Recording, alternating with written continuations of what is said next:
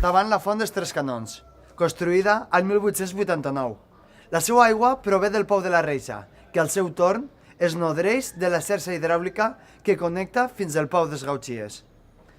Aquesta canalització recorre el barranc de la font i a través de Tres Canons proveeix d'aigua un abeurador, que alhora serveix per portar aquesta aigua als llavadors.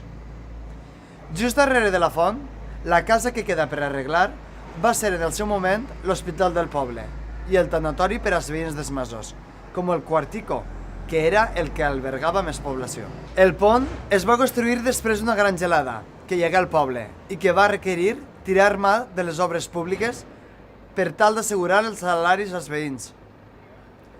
A dia d'avui, el riu sols corre aigua quan hi ha fortes pluges, però hi ha basses que amb sort durant tot l'any i on, a certes estacions, els infants del poble s'aproximen per observar els gripaus i les culleretes.